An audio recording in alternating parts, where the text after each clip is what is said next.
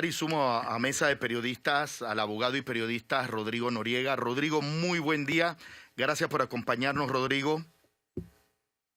Gracias, Axel. Gracias, Fernando. Gracias, Alfonso. Me sumo a la expresión de buenos deseos para la recuperación del primer mandatario de este país. Nadie gana si al primer mandatario le va mal. Todo nos va bien cuando a él le va bien. Yo creo que la medicina moderna ha avanzado muchísimo. Lo puedo hablar de experiencia personal. Yo fui operado en la Clínica Mayo en el 2018 y tú llegabas el domingo, te operaban el lunes, 4 o 5 días en cuidados intensivos, y el sábado te mandaban de vuelta al hotel. En mi caso fue cirugía cerebral, así que tuve 3 semanas que no podía viajar y ya, embarcas y vienes de regreso a Panamá. O sea, que la medicina moderna ha avanzado enormemente.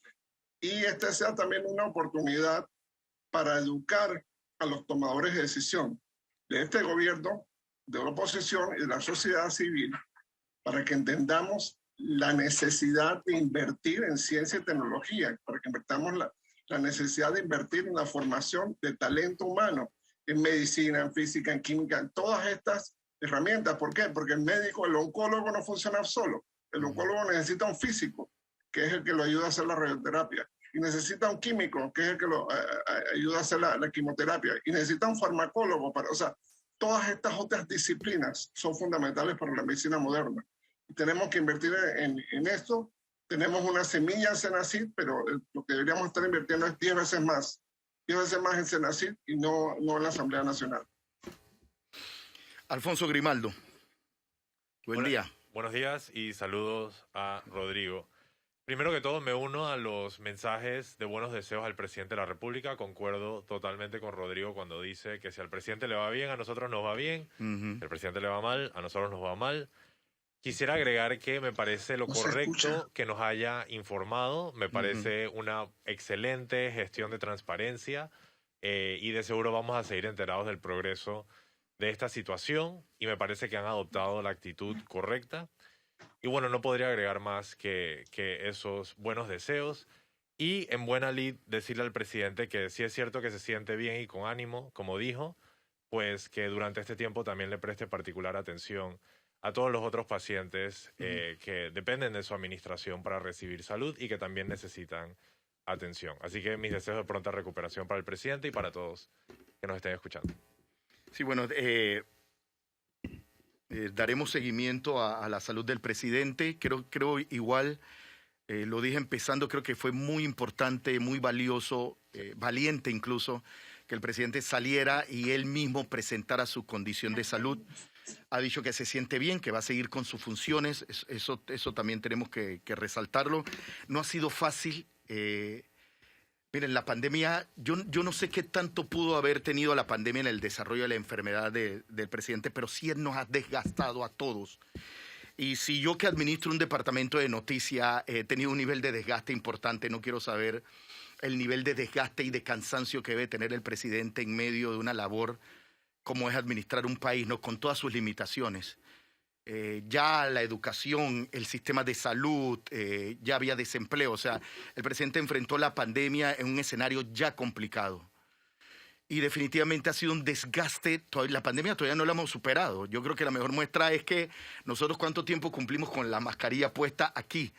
O sea, es verdad que los escenarios han tenido algún nivel de mejora, pero superar la pandemia todavía no la hemos superado, ¿no? Hace poco el presidente, hace 2 días, estaba en la disyuntiva ¿qué hago con el vale digital? Y ese tipo de decisiones no son decisiones fáciles, definitivamente. Y ha habido un nivel de desgaste. Esperemos que definitivamente todo salga bien. Es verdad, más allá de que hemos sido críticos de su gestión, nosotros necesitamos que el país mantenga la mayor estabilidad posible. Y un presidente al frente de sus funciones le da mucha estabilidad al país en medio de situaciones complicadas que todavía estamos tratando de superar. No sé, Fernando, si tenías algo adicional sobre el tema del presidente o pasamos allá a otros temas de análisis. No, yo lo único que quiero agregar es que hay que superar ese clima especulativo y de morbo que se tejen alrededor de estas noticias y guiarnos por lo que la información oficial. Eso es todo. Bien. Vamos a otro tema.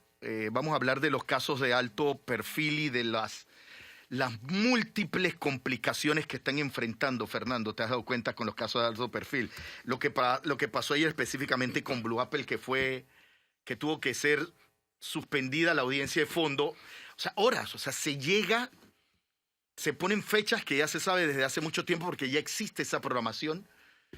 Bueno, no pudimos cumplir con algunas asistencias internacionales para notificar. En este caso se habla de los hijos del expresidente Ricardo Martinelli, condenados en los Estados Unidos. Y lo que se hace es que de una vez, como ya hay fecha alterna, bueno, no nos vemos ahora, nos vemos en agosto. Y así vemos todos los casos de alto perfil envueltos en recursos, en que si no me avisaste, en que yo presenté un certificado médico, que si tengo fuero penal electoral. O sea, hay una serie de situaciones y de escenarios que lo que está provocando es fortalecer y profundizar aún más la imagen de impunidad que hay sobre la justicia panameña. Yo creo que debemos aprovechar que tenemos a Rodrigo. Correcto. Para hacer una disección, al menos de los dos casos que están sobre la mesa, New Business y Blue Apple. Bueno, porque New Business es el que está más cerca, ¿no? Uh-huh. La nueva audiencia se realizaría entre el 4 y el 6 de julio.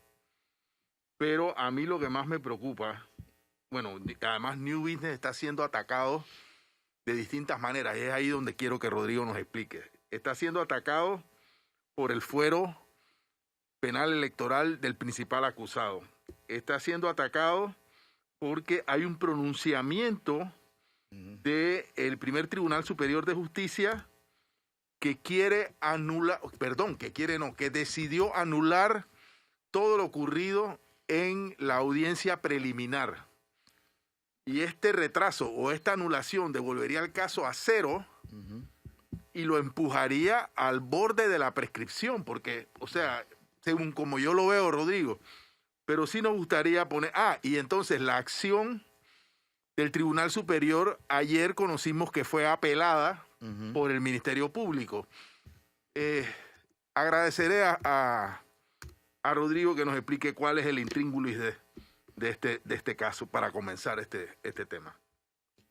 Gracias, Fernando, por la pregunta. Yo creo que para entender esos casos se necesita más que un abogado, un controlador de tráfico aéreo.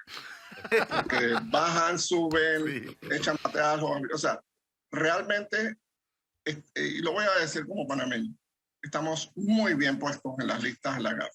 No me gusta por el tema de soberanía, no me gusta por el tema de autonomía, pero desde que Panamá aceptó ese sistema, estamos muy bien puestos en la lista de la GAF. Por una sencilla razón, tenemos una justicia de pacotilla.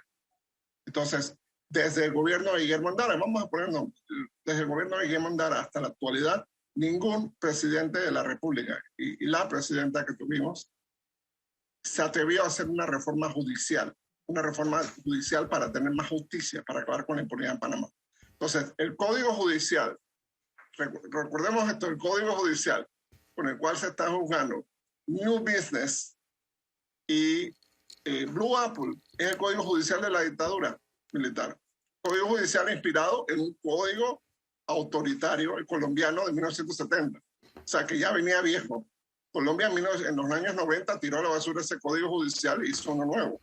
Nosotros nos quedamos con el Código Judicial que ellos habían hecho prácticamente en los años 50 y 60. Entonces, tenemos un código que nació viejo y a propósito tenía un montón de cortapisas para la independencia judicial y para la efectividad de la justicia, y ahora tenemos lo que tenemos. Ningún mandatario, y nuevamente vuelvo a la responsabilidad política, ningún mandatario desde Guillermo Andara para acá hizo una reforma judicial que valga la pena. Ahí está el sistema penal acusatorio, pero da más pena que otra cosa. Y el nuevo Código Penal sí está bien, pero faltaba mucho más. Había que invertir en la formación de los jueces, de los fiscales, de los funcionarios. Había que meterle el hombro a la carrera judicial y había que cerrar todas estas callejones, por no decir autopistas de la impunidad. Entonces, ¿qué pasó? Y volvemos al tema de las listas de la GAF. El Tribunal Superior, en mi opinión, metió la pata. Hizo un fallo descabezado. No tiene sentido ese fallo de desamparo. Lo voy a explicar en palabras simples. Usted mete un amparo cuando una decisión, un acto del gobierno, una decisión judicial o del Ministerio Público afecta derechos constitucionales, derechos sustanciales, significativos del ser humano. Ok, bien. En enero se hizo esta audiencia famosa a la que el expresidente Martinelli presentó su machine del fuero electoral penal y salió de allí. Y en esa audiencia se determinó que el señor Ochi, como no había podido ser notificado, iba a ser tratado aparte, iba a ser separado procesalmente del caso para poder avanzar el caso. Bien. El señor Ochi, que no ha sido notificado oficialmente, aparece y mete un amparo de garantías contra ese fallo. Perdón. O sea, tú no eres parte del proceso. Tú voluntariamente te has recluido, te has apartado, te has hecho difícil de encontrar para poderte notificar y ahora tú metes un amparo de garantía. ¿Se puede decir que está prófugo el señor Daniel Ochi? No quiero decir prófugo, es una calificación que tiene que hacer el órgano judicial. Digamos que está en reserva en alguna parte. ¿Pero qué sucede? Entonces el propio órgano judicial lo premia aceptando un amparo de garantías que no tienen ni pie ni cabeza. Tú que no te has presentado al caso, luego metes un amparo diciendo, oye, por cierto, ¿cómo es eso que a mí me van a sacar del caso? Me van a hacer un juicio aparte. No. Pero ¿cómo es que tú vas a reclamar derechos si tú no te has presentado al juicio? Entonces, el órgano judicial lo premia con un amparo de garantías sin fundamento y desbarata todo lo que se ha hecho hasta el momento. Entonces, es el propio órgano judicial. Olvídense el cuento de Kenia y la Procuraduría Paralela. Esos son cuentos de camino. Esos son cuentos de Viernes Santo. Es el propio órgano judicial que ha sido el principal obstáculo para que en este país se acabe la impunidad. Porque incluso en aquellos casos en que el Ministerio Público ha hecho la tarea, el órgano judicial, desde la Corte Suprema para abajo, lo ha aniquilado los expedientes, ha impedido ciertas acciones. El caso de Derbez, el órgano judicial le quitó 2 años de los años de investigación, le quitó 2 años en recursos inútiles.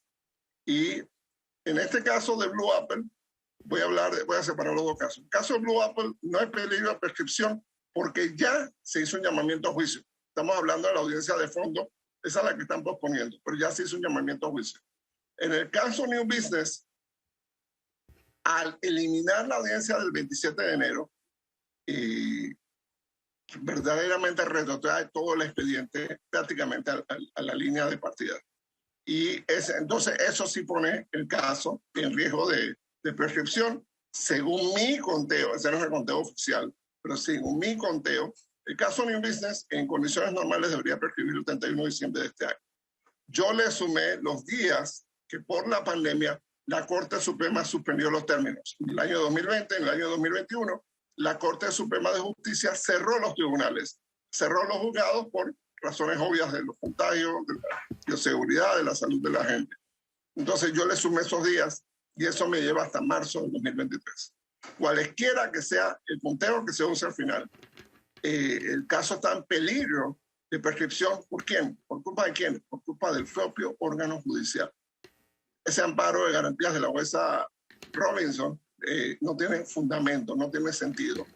Es una cosa totalmente arrastrada de los cabellos. O sea, por una sencilla razón, como una parte que ha desafiado el juicio lo premia dándole un amparo, diciéndole que le están violando los derechos porque le van a hacer un juicio aparte. Pero fácilmente, si ha tenido abogado para meter un amparo, hombre, tiene la facilidad de presentarse al caso. ¿Cómo sabe del caso si no lo han notificado, entre comillas? Entonces, es el propio órgano judicial el principal obstáculo para la justicia en Panamá. Olvídense de Kenia Porcel y Procuraduría Paralela. Esos son cuentos de camino. Toda esta historia ha sido el órgano judicial el principal problema. Alfonso fallando a lo loco, fallando ad hoc y produciendo estos resultados. Rodrigo, Alfonso tiene pregunta. Rodrigo, para seguir en un poco el análisis del No le intríngulis... escucho. Ah, ¿no me escuchas? Ahora sí. ¿Escuchas a Alfonso, Rodrigo? No lo escucho. Ah, dale, que hable. ¿Habla? Ah, ahora, Rodrigo. Ahora sí. No, para seguir un poco con el análisis del intríngulis, como le dijo Fernando, me gustaría entender qué tanto las tácticas dilatorias dependen de los recursos que presenten los abogados y qué tanto pidan que se resbale el caso, como leí en un titular de un periódico recientemente, y qué tanto es el juez el que está llevando la tardanza y está llevando las medidas de ralentización del caso. Me gustaría entender quién tiene más responsabilidad, si el lado de los abogados o si el juez es el que se está aprovechando de la situación para hacer que el caso se tarde. Bien, los casos en Panamá se pueden retrasar por 3 razones. Por incapacidad del sistema de poder procesar la cantidad de casos, que no es el tema. En juzgados terceros hay cantidades de asistentes y cantidades de recursos que se han dispuesto para que la jueza tercera, Valoisa Martínez, pueda procesar estos casos. Segundo, por incapacidad del Ministerio Público, que a estas alturas es bastante cuestionable. Y tercero, pues por la acción inteligente y táctica de los abogados. Ese es su derecho, ese es el derecho a defensa mal entendido que hay en Panamá, porque el Código Judicial así lo permite. En Colombia, no me voy a ir ni a Estados Unidos ni a Europa, no. En Colombia, a los abogados que dilatan casos, que con certificados médicos, que con esto, que con aquello, los investigan y los sancionan seriamente. Incluso hay algunos casos donde les han quitado la idoneidad de abogados. Entonces, lamentablemente aquí las multitas son multitas de los años 70, de $25, $50, $100. Eso no asusta a nadie en estos casos multimillonarios. Yo creo que la reforma judicial que debe haberse hecho en 1990, o en el 94, en el 99, en el 2004, en el 2009, 2014, 2019, algún día de esto se tiene que hacer. Y tiene que empezar con los abogados. No puede haber trampas. Bueno, sí puede haber trampas, pero no puede haber tantas trampas si no hay abogados corruptos o abogados que faciliten estas cosas. Segundo, ¿qué podía hacer la justicia? Okay. Dentro de las limitadas capacidades, la actual Corte Suprema de Justicia le ha dado defensores de oficio al juzgado tercero. Eso significa que si falla un defensor, tienen el reemplazo, y eso ha reducido el ausentismo y los certificados médicos. Pero vemos estas otras tácticas pues, que están disponibles por allí. Creo que la presión va a ser fuertísima para que la justicia panameña no funcione. Hay grandes intereses, todos somos adultos y sabemos a qué me refiero. Hay grandes intereses que no quieren que funcione la justicia panameña, y es lo que cualquiera que hable con un diplomático internacional. Yo he tenido la oportunidad de hablar con 3 embajadores de la Unión Europea. Y cuando les digo, no, pero mira que Andorra, que Luxemburgo, que Liechtenstein, que Bahamas, me dicen, tienes toda la razón, que ustedes necesitan tener sentencias convincentes. Si no, todo el mundo, todo el planeta entiende que las normas de blanqueo de capitales y las normas anticorrupción de Panamá son un chiste. Entonces, si ustedes no son capaces de condenar justificadamente, ojo, con respecto al debido proceso, justificar a nadie, que condenar a nadie, no, sus normas no sirven, no existen. Y el país es vulnerable a un montón de otras conductas y un montón de otras cosas. Aquí a ningún banco se le ha cerrado por el caso de Besh, por el caso FCC, por el caso Blue Apple, por el caso New Business. Y los bancos fueron esenciales para eso. Y ahí vemos entonces el otro fallo que hubo, el caso de Lavajato. Para mí, los 2 órganos, el Ministerio Público y el órgano judicial, debieron dar una explicación de por qué fue esa decisión. Yo no he tenido acceso al expediente, no lo he podido estudiar. Entonces, el Ministerio Público debe haber explicado, mira, mi tesis fue esta, nuestras pruebas fueron estas, y nuestros argumentos fueron estos y aquellos. Y el órgano judicial debió haber tenido un vocero que decía, mira, lo que pasa es que el órgano judicial no encontró tal cosa, tales pruebas no fueron bien consideradas, pasó esto otro prescribió, etc. Tiene que haber una explicación porque este era el caso, y una cuestión de timing. Justo cuando se está reuniendo la GAFI, en Europa sale el fallo Lavajato, absolutorio. Entonces, este es el caso de Panama Papers. Este es el caso de Panama Papers. Y le estamos diciendo a la comunidad internacional, mira lo que pasó en Panamá con Panama Papers, absolución total. Ojo, de pronto sí se merece ese sobreseimiento todas las partes, porque todas tienen su derecho a su presunción de inocencia, a su debido proceso. De pronto el Ministerio Público es un papelazo, pero eso necesitamos saber cuál fue la razón. ¿Cuál fue la razón? Necesitamos que el Ministerio Público haga su conferencia de prensa y sustente ese caso, que el órgano judicial nombre un vocero o vocera que explique cuál fue la decisión y por qué fue la razón. No podemos contestarnos, bueno, sobreseyeron a todo el mundo, aquí no pasó nada. No, aquí pasaron muchísimas cosas. Colapsó la industria de servicios financieros en Panamá. Al país lo pusieron en 60,000 listas por este tema. Hicieron películas con ese tema. Entonces tú no puedes salir con que el país que fue protagonista de todo el asunto, no, aquí no pasó nada. O sea, es una cosa risible. Tenemos que tener una buena justificación para una decisión de ese calibre. Sí, quiero pasar ahora a Blue Apple. Hoy vi que las asistencias que faltan por notificar son a los hermanos Martinelli y Linares, quienes están detenidos en Estados Unidos. Sería bueno saber por qué esas notificaciones se han quedado en algún pupitre y si ese pupitre en el que se han quedado es un pupitre del lado de Panamá o un pupitre del lado de los Estados Unidos. Insisto en que es muy importante porque aquí estamos emitiendo criterios sobre la calidad de nuestro sistema de justicia y estamos emitiendo cuestionamientos razonados, creo yo, sobre la calidad de nuestro sistema de justicia. Pero ya que se menciona el tema de los hermanos Martinelli y Linares, que estarían siendo imputados en el caso Blue Apple, mi pregunta es, ¿ellos pueden ser juzgados y condenados por este caso en ausencia, estando ellos en Estados Unidos y desarrollándose el caso aquí, ya que superamos la etapa de audiencia preliminar y hay un llamamiento a juicio? No, absolutamente no. Y entonces, absolutamente no. Entonces, ¿qué objeto tiene? Lo que pasaría es algo parecido al caso del señor Ochi. Una vez sean notificados, la jueza hace un acto, voy a simplificarlo, los separa de este juicio y los pone en una listita y dice, bueno, cuando un día vuelvan a Panamá, entonces le haremos el juicio a ellos. Y seguimos con los que están, pero ya fueron notificados. Si no son notificados, nuestro sistema obsoleto ya se puede imaginar, declararía nulo todo el expediente y bueno, sería una pérdida de tiempo, etcétera, etcétera. Entonces, esa pequeña notificación, no sé dónde está atascada.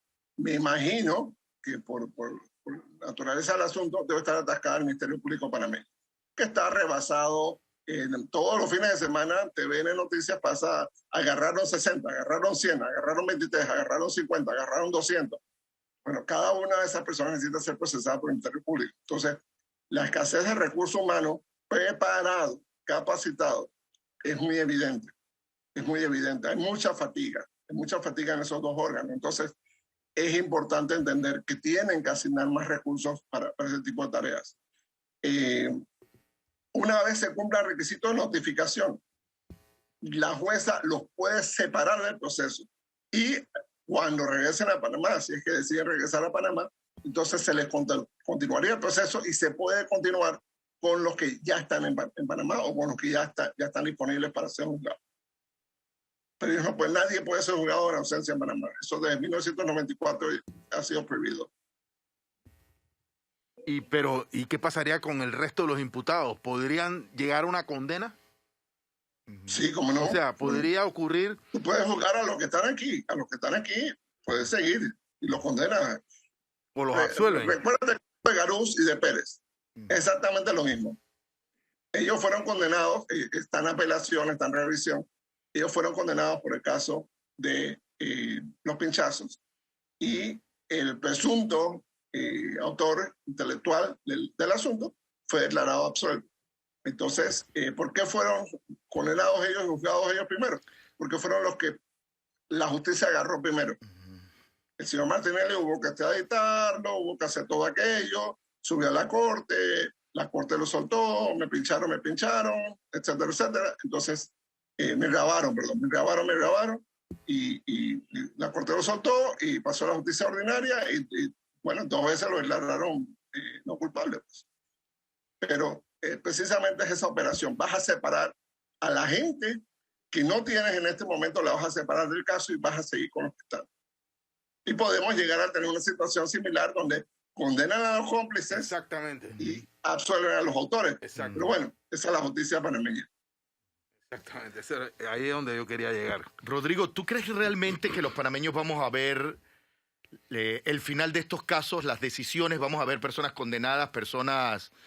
O sea, vamos a conocer la verdad, estos casos van a llegar al final, tomando en cuenta, yo lo digo como ciudadano, de que lo que estoy viendo es un escenario de que esto va a seguir pasando el tiempo y no va a pasar nada. ¿Qué vamos a decir de Odebrecht? Que es mucho más complicado, que tiene personas que tienen mayores imputados, o sea...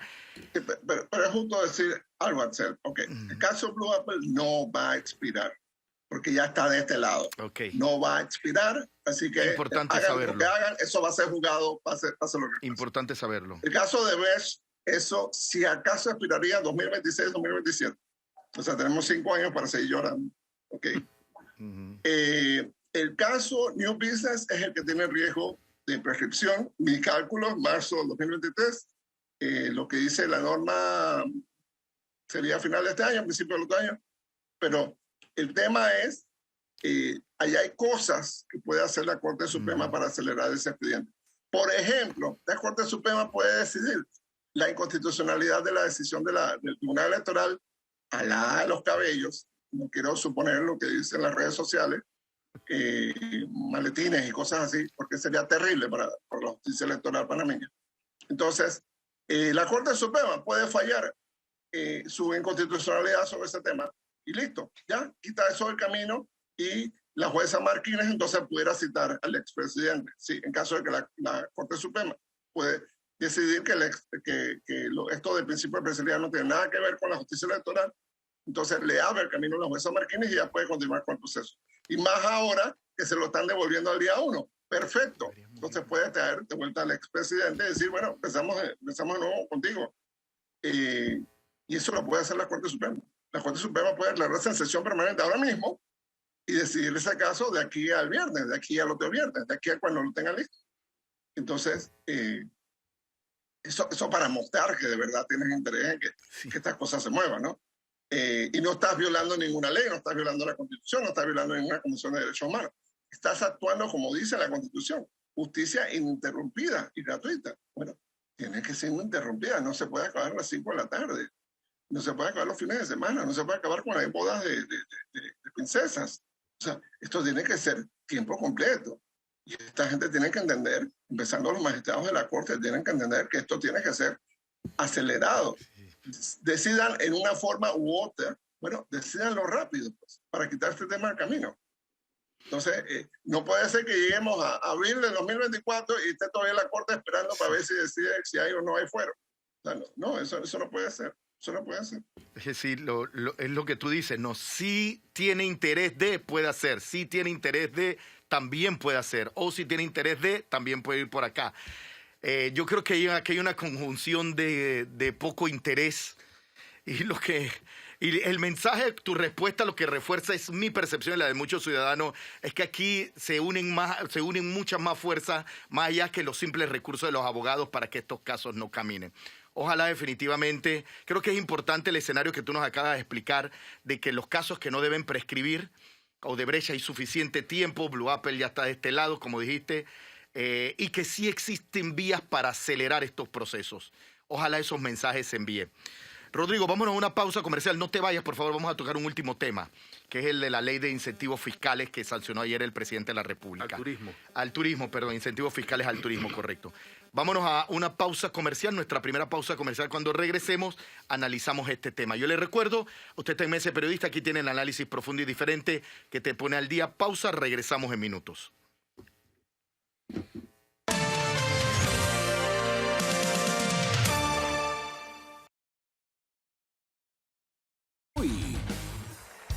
Porque tenemos todos los partidos que quieres ver.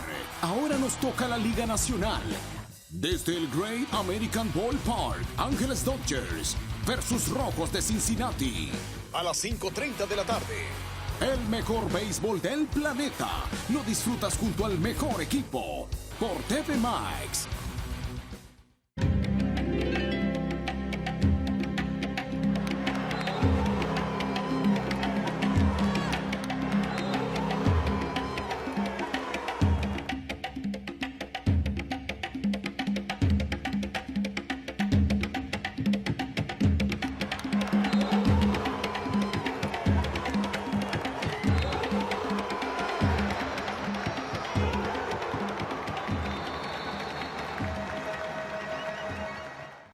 nueva superproducción turca llega a las noches de TVN. ¿Recuerdas nuestro origen?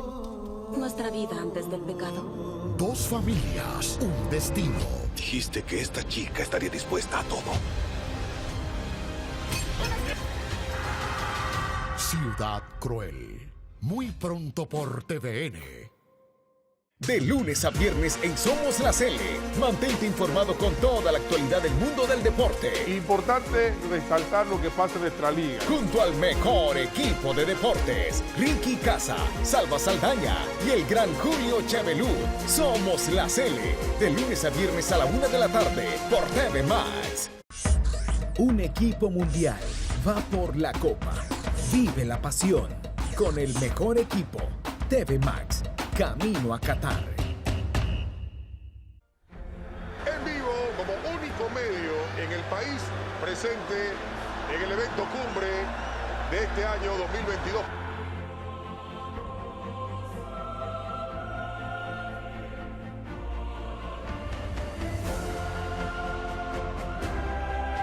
Valverde que sube, gol.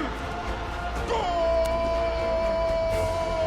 Real Madrid es el campeón de Europa. David Peña de seguro está captando las imágenes. ¡Saludos para más! ¡Saludos para más!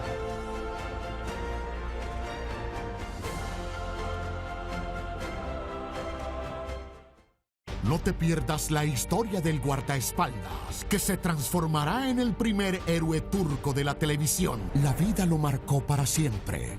Todo sucedió de pronto, pero terminé entrando al infierno.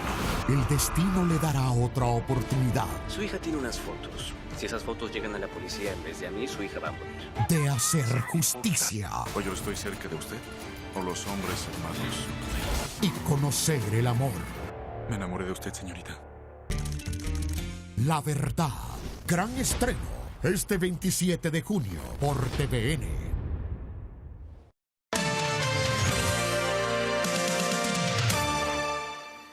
Les reitero la bienvenida a Mesa de Periodistas de este martes 21 de junio. Axel Rivera les saluda en compañía de Alfonso Grimaldo, Fernando Martínez y Rodrigo Noriega. Bien, vamos con otro tema que íbamos a analizar hoy. Precisamente ayer, cuando se conoció la situación de salud del presidente, la condición de salud, la presidencia había convocado también para dar a conocer que el presidente Cortizo sancionaba la ley 789 que brinda incentivos para la actividad turística del país. Leo parte del comunicado de la presidencia emitido a través de la sanción del presidente Cortizo. En el comunicado, la Secretaría de Comunicación del Estado señala que mediante esta nueva ley se deroga la ley 122 y modifica la ley 80. Se reduce el incentivo desde un 100% a un 60% de crédito fiscal del valor total del proyecto, excluyendo el valor de la finca y la infraestructura, más un 5% del valor de la infraestructura del plan maestro declarada ante la Autoridad de Turismo de Panamá. Agrega este comunicado que esta ley tiene el objetivo de incentivar la inversión y el financiamiento para el desarrollo de nuevos establecimientos de hospedaje públicos turísticos o ampliaciones de los ya existentes, incluyendo los productos turísticos y sus servicios complementarios que se encuentran inscritos en el Registro Nacional de Turismo, ubicados en regiones, destinos o áreas de interés turístico, con excepción de los ubicados en el Distrito de Panamá. Para ampliar este contexto, vamos a escuchar al presidente de la República cuando hablaba de la sanción durante el acto en la Presidencia de la República. Que sancionamos hoy impulsa el desarrollo de proyectos que ayudarán a ampliar la oferta de habitaciones y productos turísticos en todo el país, especialmente en el interior, que tiene más de 80% de los atractivos turísticos de Panamá. Esta ley contribuye a la creación de unas 5.000 nuevas habitaciones en el interior que mejorarán la competitividad de nuestro país como destino turístico, y actualmente que de la oferta de más de 30.000 habitaciones de hotel que tiene nuestro país, más de 20.000 están en la ciudad capital. La nueva ley fue respaldada por organismos como CONEP y la Red Nacional de Centros de Competitividad en discusiones en las que participaron 22 gremios y asociaciones. Esta ley se enfoca en el desarrollo turístico como generador de empleos de calidad, especialmente en las comunidades más vulnerables del país, y sus efectos puedan impactar positivamente a más de 141 corregimientos del Plan Colmena. Bueno, si bien es cierto, hubo grupos que pidieron la sanción, también hubo grupos que pidieron que se vetara, entre ellos la Cámara de Comercio. Presentó un comunicado muy detallado de la necesidad de ponerle un alto a la iniciativa para crear una estructura mucho más robusta. Que entre otras cosas, porque lo que se ha cuestionado es que lo que hay que incentivar es la llegada de turistas, que la oferta, ahí están los hoteles y es cierto, es visible, los hoteles están vacíos en muchas partes del país, pero lo que no está llegando es el turista. Rodrigo Noriega, buen día. Te escucho, Rodrigo. Buen día, Axel. Sí, buen día, Axel, Alfonso, Fernando. Mira, vamos a decir dos cosas. Esta es una ley de incentivos inmobiliarios disfrazada de otra cosa. Y a la vez es un pago a los donantes. La ley que existía antes de la ley, que fue derogada por esta, daba un incentivo de 25%. Y con ese incentivo se hizo todo lo que había. Si tú quieres promover turismo en el interior, tenemos tres problemitas. Sitios como Pedací, que nadie puede decir que Pedací no sea un enclave turístico, no tienen agua. Y la infraestructura para llegar está difícil. Valle de Antón, lo mismo, Portobelo, no digamos qué pasa, Isla Grande, no digamos qué pasa, Bocas del Toro, no digamos qué pasa. Hoy la prensa está dando el seguimiento a la aerolínea, una de las aerolíneas que le da servicio a Bocas del Toro. Boquete tiene una serie de problemas. Entonces, teóricamente, tú vas a llegar y vas a hacer una inversión masiva. Me hiciste un maravilloso palacio en medio de la nada y no tengo cómo llegar. O hiciste el palacio, tengo cómo llegar, pero no hay agua para que el palacio funcione. Entonces, tenemos temas que podemos resolver con relativamente poco dinero. El agua en Pedací, una planta desalinizadora, como la que hay en Contadora. O el tema en Boquete, allá hay unos temas que tienen que ver el SINAPROC, tienen que ver la Autoridad de Turismo, etcétera, el propio IDAN, en fin. Además, y como bien lo dijiste, yo el sábado estaba en el Campo Alegre, cerca de Vía España. Dos de los hoteles emblemáticos de la capital, el Hotel Continental y el Marriott, están cerrados. Entonces, el problema no es construir más hoteles. Sí, nos encantaría construir más hoteles en el interior y que haya más turismo al interior. Pero tenemos que hacer que llegue más turismo al país. Tenemos que hacer que llegue más turismo al país. Tenemos que hacer que esos barcos de cruceros que atracan en Amador o que atracan en Colón se bajen y se queden un día en un hotel. No que lleguen 6 horas, vamos a tomar una foto, 2 tragos y compraron una camiseta cara. Se fueron. No.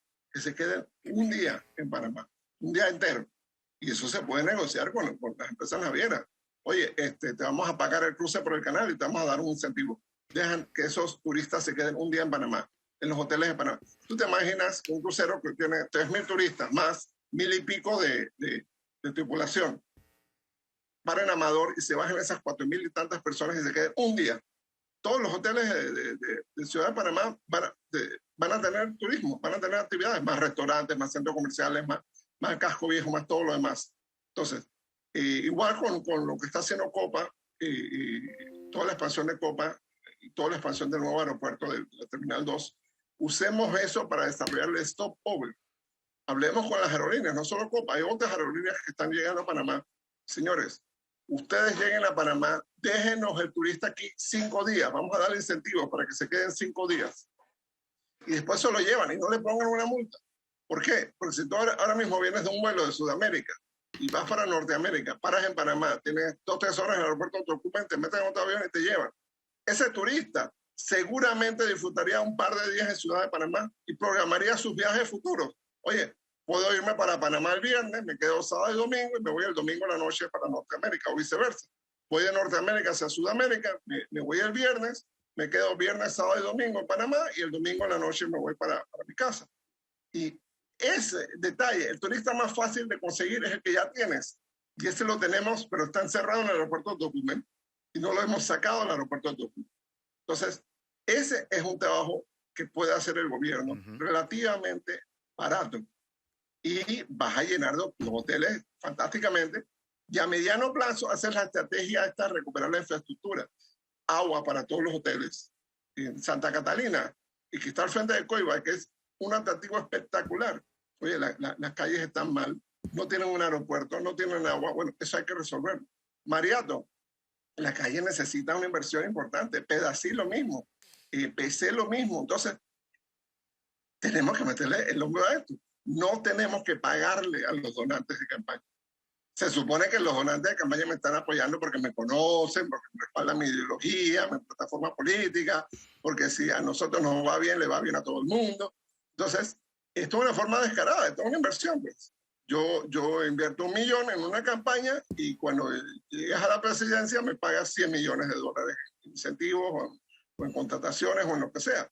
Esto básicamente ha convertido la política para mí en una transacción vil y vulgar. Fernando. No puedo estar más de acuerdo. A ver, esta ley que Sabrina Bacal de vacaciones llamó ley de privilegios, es eso, es una ley de privilegios. Es una ley para pagar a los donantes de campaña. Correcto, Rodrigo. Pero es peor. O sea, el presidente hizo un discurso, yo no sé quién se lo hizo o si lo hizo él o qué, rotundamente equivocado.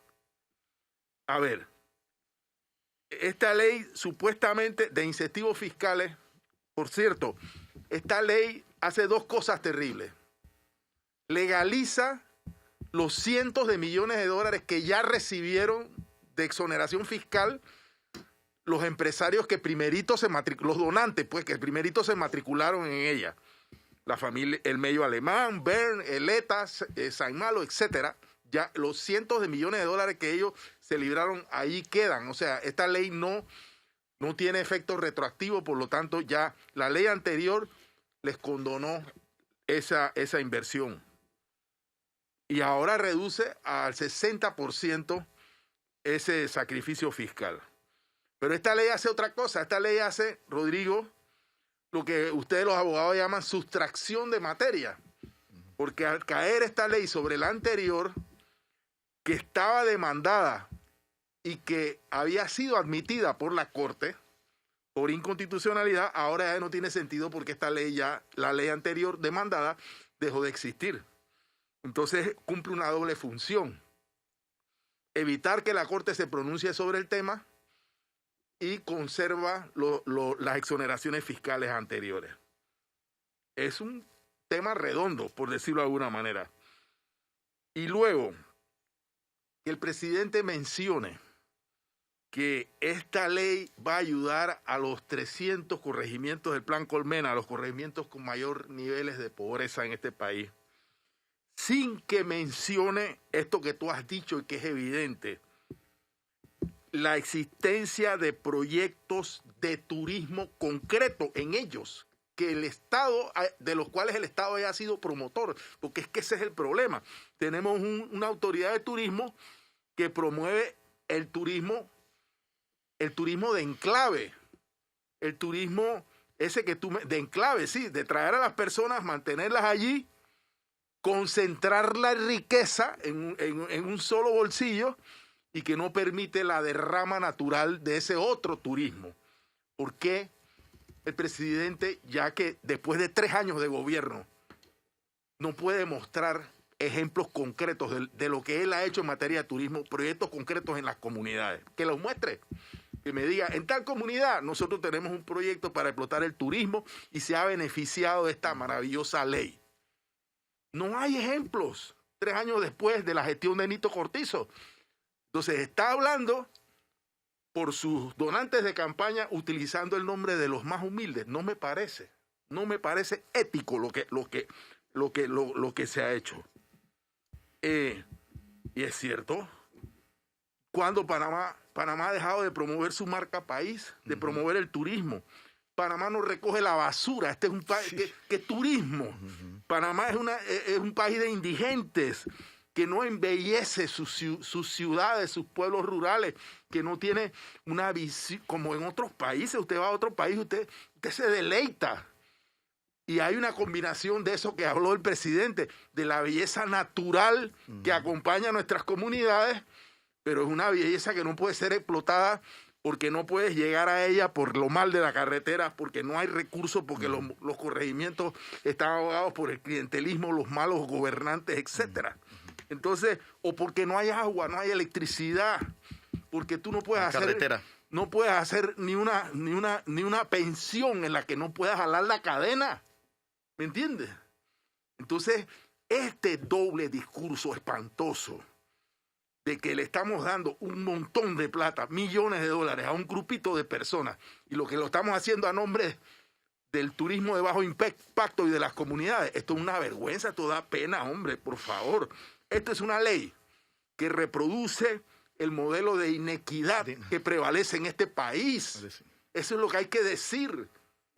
Y era mejor que el presidente sancionara esta ley con cierta discreción y recato y no hacer este discurso tan espantoso como el que hizo. ¿Me van a perdonar? Yo me pregunto si destinos turísticos como Colombia, por ejemplo, porque nosotros hemos visto cuando Panamá empezó sus planes agresivos del desarrollo de turismo, Colombia apenas salía de esos escenarios de ser el país más violento del planeta. Colombia, con la figura más abominable del narcotráfico más violenta. Hoy Colombia tiene un turismo impresionante, incluso muchos panameños prefieren ir a hacer turismo a Colombia que hacer turismo dentro del territorio, porque les sale hasta más barato. Es más barato ir de Panamá a Cartagena que de Panamá a David. Correcto, y yo me pregunto si ese tipo de leyes que hoy tiene a Colombia, superándonos en materia de atracción turística, han sido producto, es el éxito de Colombia o de República Dominicana o de Cancún, sea producto de este tipo de cosas. Quisiera, perdón, antes de que Alfonso tenga la palabra, que quería hacer un comentario. Dime. Sobre lo que dice Fernando. La Organización Internacional del Turismo Organización Mundial del Turismo, hizo un estudio hace unos 12, 15 años sobre la derrama económica del turismo, los modelos de turismo. Y Costa Rica, que tiene menos de la mitad de los turistas que recibe República Dominicana, sacaba más de los turistas. ¿Por qué? Porque el turismo de República Dominicana es un turismo de enclave. Tú llegaste aquí y tienes que comer lo que te vende el restaurante de aquí, tienes que ir al bar de aquí, tienes que ir a la tienda de souvenirs de aquí, y de aquí no sales. Hay cancha de golf, turismo de enclave. Correcto. De aquí no sales. Y el turismo de Costa Rica, el modelo que ellos siguieron, inicialmente fue un modelo de ecoturismo. Entonces tenías que salir, tenías que ir a la comunidad, tenías que ver artesanos, tenías que ver a la cooperativa de pesca, tenías que comer en la calle. O sea, entonces hay una mayor derrama económica, al punto de que Costa Rica tenía menos de la mitad de los turistas, pero tenía más contribución al PIB de esos turistas que los que recibía la República Dominicana. Alfonso. Bien, lo que yo quisiera aportar complementa lo que ha mencionado Fernando, que estoy totalmente de acuerdo con su comentario anterior. Para mí, el problema fundamental de esta ley es el problema de la selección de ganadores. En vez de que el esfuerzo y el trabajo y la creatividad y la innovación de las personas sea lo que genera prosperidad o su capacidad de hacer un desarrollo turístico, es el dedo, en este caso en Hito Cortizo, del gobierno, el que elige quién se beneficia de los fondos públicos a través de una redacción particular de la ley. Y la razón por la que digo esto es porque esa ley incluye un elemento que es la venta del crédito fiscal. Es decir, el beneficio fiscal que te doy a ti lo puedes vender, lo cual es en efecto darle efectivo a este grupo.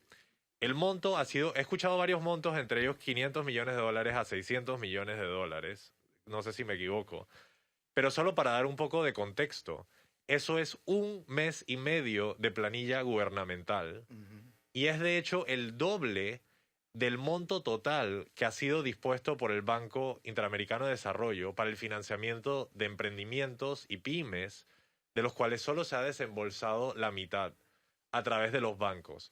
Entonces, ¿Cómo esto fomenta la desigualdad? Pues una de las formas en la que fomenta la desigualdad es el hecho de que para un panameño como yo, como Fernando, como tú, o como el radio escucha, tenemos que ir al banco. Y como estamos en la lista gris, tenemos que hacer toda una tarea monumental para poder comprobar nuestra identidad a ese banco y luego quizás recibir un beneficio monetario. Mientras que estas otras personas van directamente a la caja del Palacio de las Garzas y se le da un beneficio que puede ser convertido en liquidez. Y eso es absolutamente injusto, como bien ha mencionado Fernando. Fernando trajo a colación la palabra feudal y no quisiera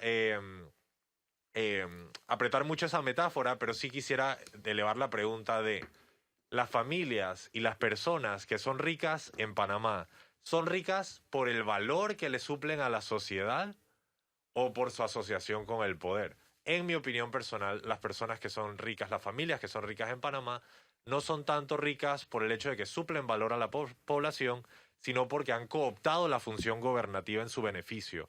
Y en un momento en el que todos los panameños están pasando páramos por la situación económica, algunos reciben fondos condicionados a que vayan a educarse, a que vayan a hacer un seminario, a que hagan trabajo comunitario, mientras que otras personas reciben lo que en efecto es una pila de efectivo para poder sobrevivir la situación. Y no solo el discurso, Fernando, tiene muchas contradicciones, sino el hecho de que se haga en medio de una crisis sanitaria y económica, en este salón con un trono de oro. Y me explico, es un poco fuerte cómo el poder no se ha dado cuenta de que la población necesita la función administrativa y gubernativa que se está concentrando lastimosamente en los allegados al poder. Todavía no sabemos cómo vamos a enfrentar la crisis de los precios altos de la gasolina. No, es que Axel, esto se va a poner peor. O sea, yo siempre he dicho, está creciendo, esto apenas está empezando y no sabemos. Correcto. Todo el mundo está hablando, vamos a subsidiar, vamos a quitar impuestos, pero todavía el gobierno no ha definido, porque eso nos va a costar. Sí. Enfrentar los altos precios de la gasolina nos va a costar dinero. Sin embargo, sancionamos esta ley. No, y por eso te lo puse así. Imagínate, es disque, bueno, tenemos que sobrevivir, danos $600 millones. Y el gobierno dice, dije, bueno, voy a sacrificar 1 mes y medio de planilla para que tú puedas mantener tu desarrollo turístico, cuando, como tú ya bien mencionaste, Axel, tenemos sobreoferta de habitaciones, no hemos desarrollado los temas en el interior y además no tenemos los turistas que van a llenar esa área. Así que una serie de contradicciones y estoy de acuerdo con Fernando en todo lo que mencionó. Yo tengo una pregunta técnica para Rodrigo. Jorge Ritter había dicho en este mismo programa que el plazo para sancionar la ley, entre que la ley se sancionaba la nueva ley o se quedaba la anterior, o había expirado o estaba por expirar. Y vemos que la sanción se dio ayer. La sanción se hizo dentro del plazo que establece nuestra ley. Ok, Fernando, gracias por la pregunta. Mira, la Constitución establece 30 días. Lo que pasa es que 30 días desde que la Asamblea lo manda al Ejecutivo. Como no sabemos cuál fue la fecha en que la Asamblea lo mandó al Ejecutivo, tenemos que asumir la buena fe de todos los actores, lo que no es muy sano algunas veces. ¿Por qué?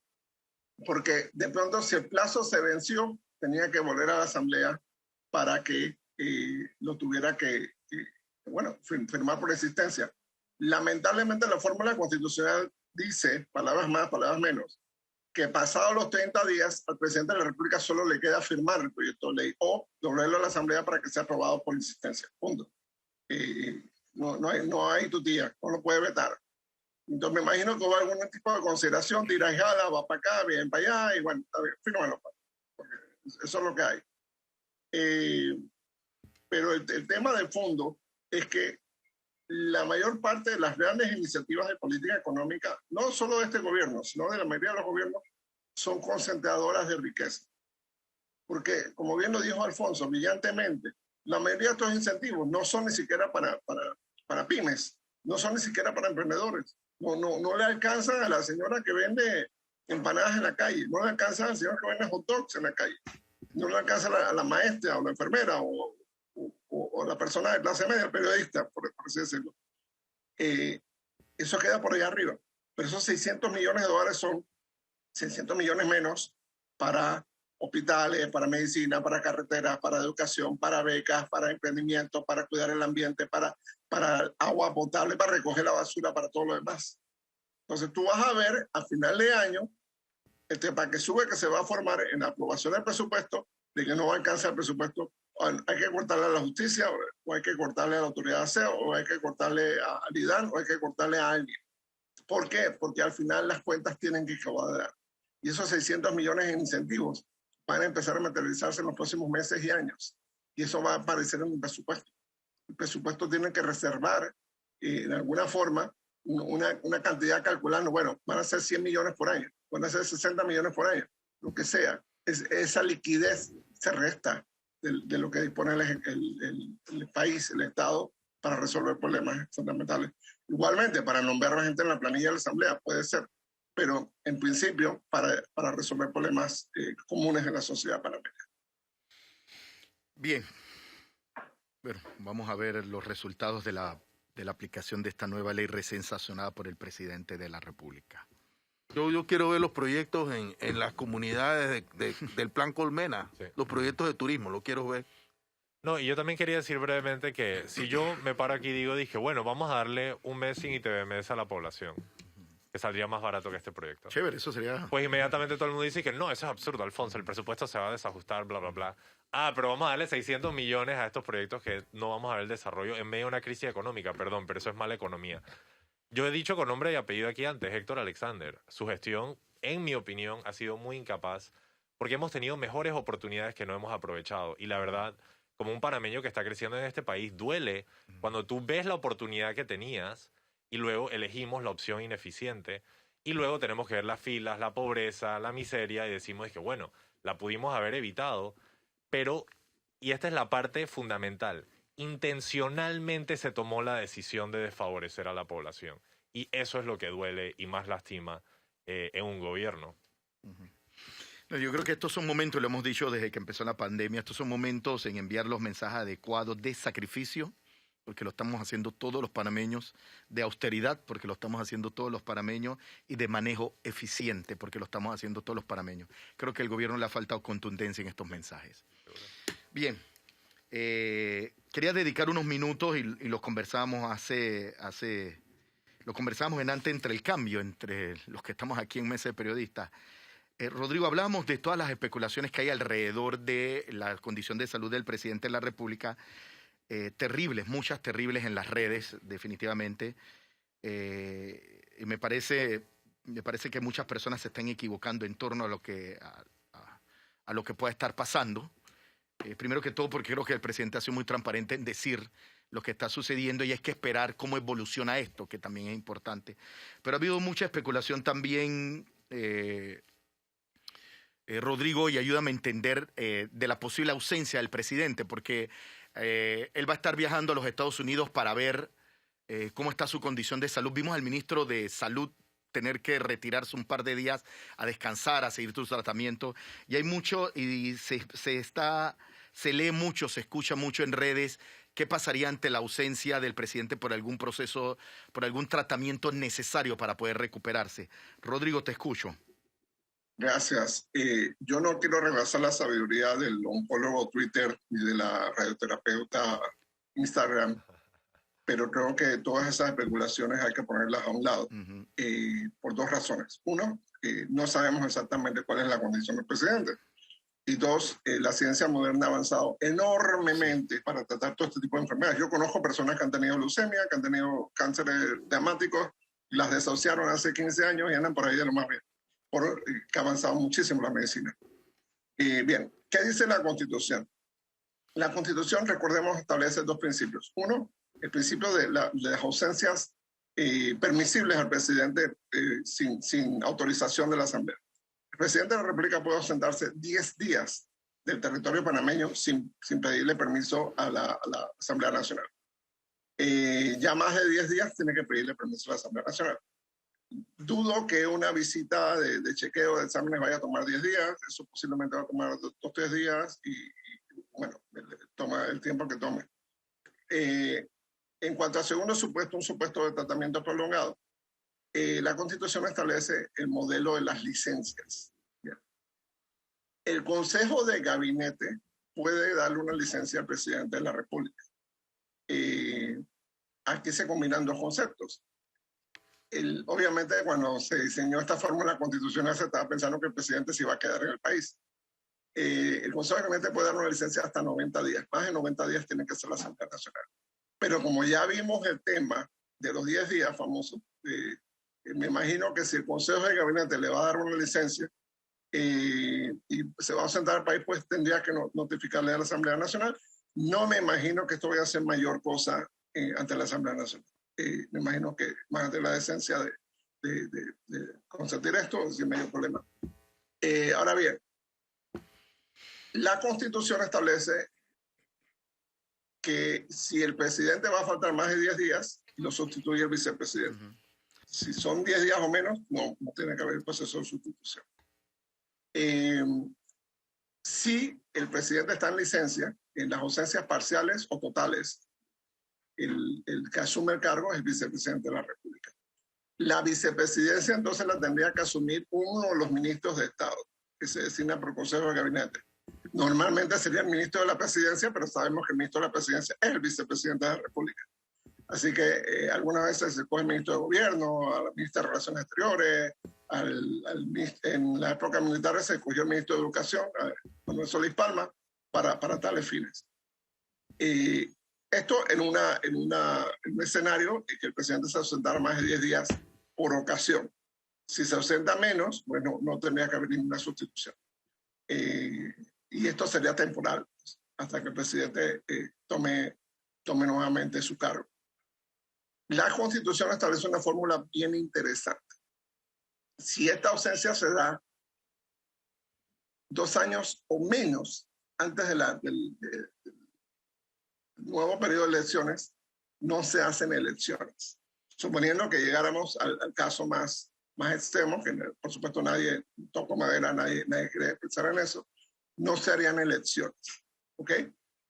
Si pasa antes de 2 años, sí se hubiera tenido que hacer alguna elección. Pero si pasa 2 años antes de las elecciones, no se tienen que hacer elecciones, sino que se espera el final del periodo. Pero hay un efecto mucho más interesante para la política panameña. La Constitución establece que cualquier persona que haya ejercido la presidencia de la República al menos 3 años antes de las elecciones no puede ser candidato para presidente de la República. Es decir, que si el vicepresidente José Gabriel Carrizo asumiera como presidente de la República en este lapso, no podría ser candidato para la presidencia de la República en el 2024.